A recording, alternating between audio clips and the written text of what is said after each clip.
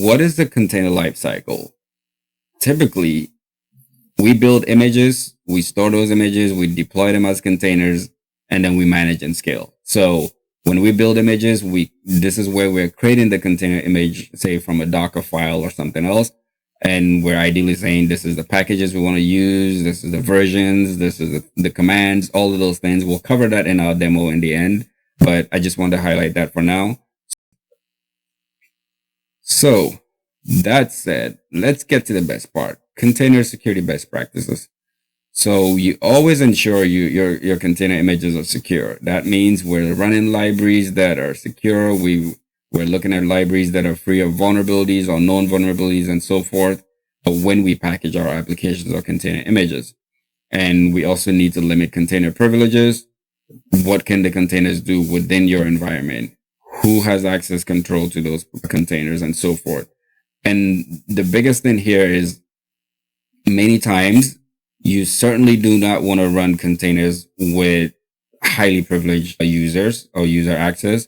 And this is what we're talking about here when we say limit container privileges, as in those users that are running those container images should be users that are created for those container images versus say running this with your root user and so forth. And then obviously we talked about implementing access controls. Within these two are kind of related in a way, assuming that your containers get compromised, you want to have like the least access or limited access to your other resources within your environment and so forth. So you limit what containers have access to. Most of the time, echo statement. And then what I'm going to do is grab it, copy that, and paste that here, and then just hit enter, and we are cool. So we should have all these files. So now we have our package manager, package JSON file.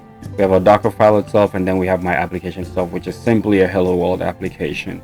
That said, the next thing that we are going to do is then build out the Docker container. So what I'm going to do is just run a couple of commands, and what I'm going to do is copy that as well too. Actually, I could just do that Docker build. What that means is build.